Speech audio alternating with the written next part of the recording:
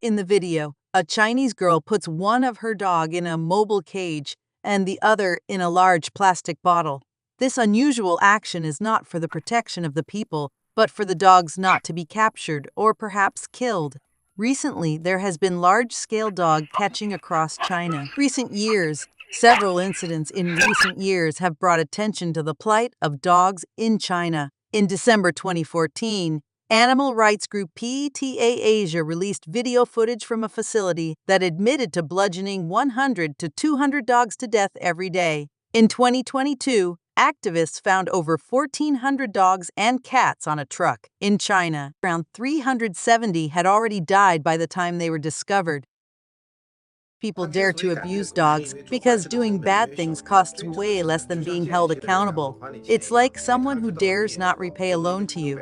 They know you just a regular person. The cost for you to get the money back is too high. Hiring lawyers, going to court, waiting for trial and judgment. The whole process takes forever and probably won't work out, just like the pet park I invested in. It clearly closed because it failed environment checks, but after 3 years of collecting evidence, I only got compensated $1.7 million, way below my $8 million investment, and I still had legal protection. China has 1.4 billion people, but not that many police. Only about 2.3 million total, including various types. That's one police for 608 people. Can they manage? So no wonder something as simple as an animal protection law still isn't implemented. Even if implemented, who will enforce it? Why has this phenomenon happened? Is China supposed to be a humane country? China is certainly rich enough to have better laws for pets. So why does China have those? The answer is very simple. The CCP just doesn't care about life. Look at what the CCP has done.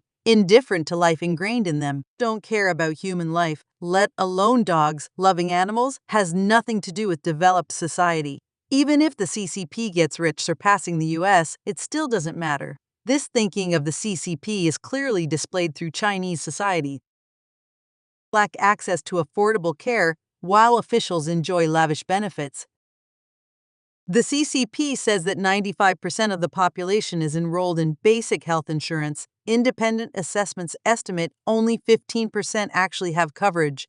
The majority of peasants, migrant workers, and those in low-income jobs have no access to affordable care. This crisis stems largely from the uneven distribution of healthcare resources in China. Approximately 30% of the urban population occupies 80% of the country's medical resources. The remaining 70% of rural citizens have access to only 20% of healthcare services and facilities. Even if rural residents are insured, there are few places for them to actually receive treatment. This man, Zhang Yanliang, had no money to undergo surgery, so he had his right leg amputated at home alone without anesthesia. He stated that, "My surgery costs over $30,000. I sold all my possessions, even my 2 houses, and still couldn't afford it. So I had to do what needed to be done." Moreover, China's health system suffers from systemic corruption at all levels. Up to 80% of the country's healthcare spending is consumed by the 8.5 million Communist Party officials and bureaucrats who enjoy special privileges and resort-style care, while ordinary people suffer. Public data on officials' medical benefits is now classified as state secrets. Hospital administrators accept extravagant bribes from companies vying for construction contracts and drug procurement deals. Doctors unscrupulously prescribe unnecessary tests, surgeries, and medications to line their own pockets. The lack of separation between healthcare facilities and the pharmaceutical industry exacerbates this problem, as doctors earn commissions prescribing certain drugs. Widespread poverty persists in China.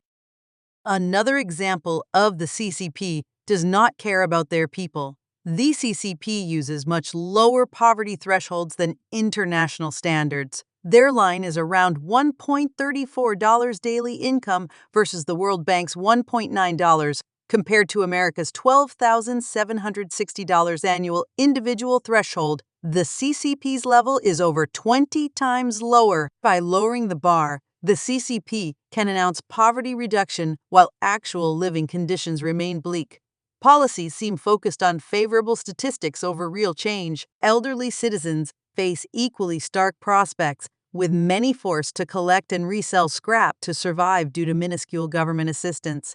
In Shanghai, monthly welfare payments for seniors range from just $10 to $80 even for centenarians. Rural subsidies are even lower, plunging elders into scavenging. These realities contradict the CCP's rhetoric that it has created a broadly prosperous, socialist utopia. This old man was begging in the rain, but in the midst of all this, the heart of the young man is still warm.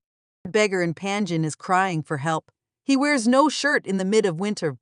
Beggars are everywhere in China.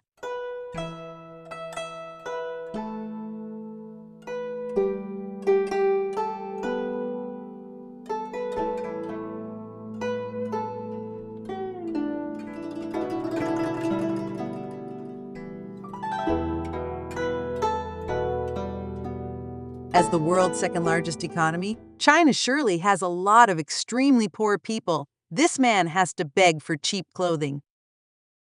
This is truly heartbreaking to the children who have to suffer this much.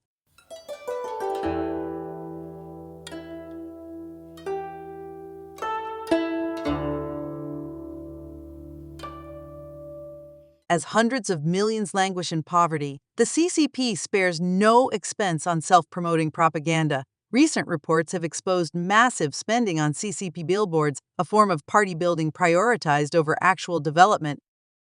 Colossal roadside billboards, some over 10 meters tall and 30 meters long, often cost upwards of 400,000 yuan. Even larger displays adorn public squares, with expenditures running into the millions. For example, a party propaganda theme park in central China carries a 15 million yuan price tag, while another park in the southwest costs over 70 million. These funds derive from taxation and state profits that could be used for poverty alleviation. But the CCP channels them into vanity projects, amplifying its image rather than uplifting rural areas. Opulent spending on symbols of CCP dominance appears to take precedence over meaningful assistance for the marginalized populace. Look at this village. These houses don't even have proper roofs to stop rain. This is not Africa. This place is in Hainan, China. Infrastructure collapse everywhere in China. Chinese roads themselves are increasingly prone to sudden collapse due to shoddy construction, faulty materials, and lax maintenance. For example, on May 13th, a road near a metro station in Xi'an abruptly caved in, forming a sinkhole roughly 8 meters in diameter and 5 meters deep. A woman riding her electric scooter fell into the pit and was immediately buried by the soil, losing her life. The public questioned how such a substantial sinkhole could open up without warning on a supposedly stable city road. Similarly, a July video from Hainan province shows a van plunging into a massive sinkhole that opened up along the roadway.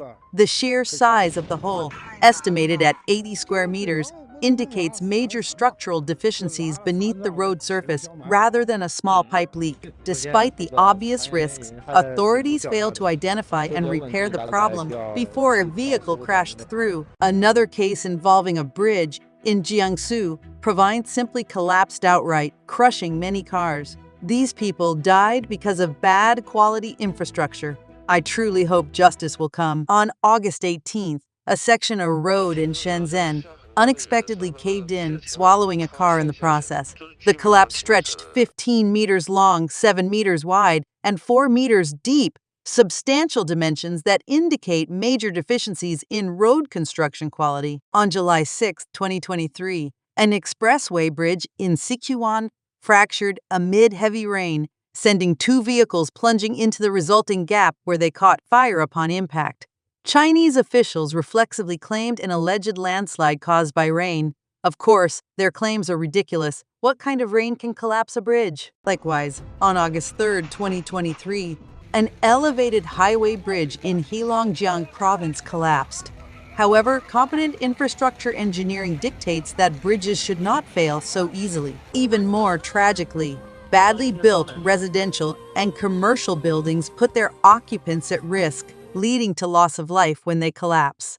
On April 29th, an illegally expanded residential building in Changsha, Hunan province collapsed abruptly, killing 54 innocent residents. Investigations revealed the additional floors exceeded the original building's structural capacity, having been added without permits or regard for safety. Though residents had urgently complained of increasing deformation on the new floors, their legitimate concerns were ignored and left unaddressed. Shockingly, safety inspections were deliberately falsified through bribery, enabling the structure's dangerous expansion. The assessment company issued fake passing reports for 31 units in the building, despite minimal inspection. This flagrant negligence underscores the endemic corruption in China's construction industry. According to research from 2010 to 2019, there were 6,005 fatal accidents in China's construction industry, causing 7,275 deaths. But due to the nature of the CCP, we can suspect that the real death toll is much higher. Chinese people are working themselves to death. Overwork is killing hundreds of thousands of Chinese citizens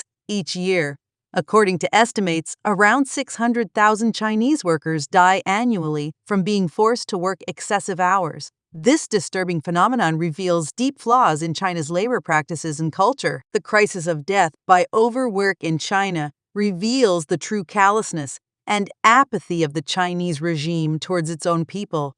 While hundreds of thousands of Chinese citizens die from being forced to work excessive hours every year, the government turns a blind eye. The infamous 996 work schedule forces Chinese workers into 72-hour work weeks, violating China's own labor laws. But the Chinese government cares nothing for its laws, only profit and productivity at any cost to human well-being. Facing intense competition for jobs, workers are at the mercy of uncaring employers who treat them as disposable. As Chinese workers die slumped over their desks or take their own lives to escape misery, the Chinese government responds with empty rhetoric and hollow promises rather than meaningful reform. The work culture of overexertion is too deeply embedded in China, starting from childhood in state-run schools. The Chinese system is designed to squeeze every last ounce of use out of people before they burn out, while pretending to keep records and statistics on death by overwork.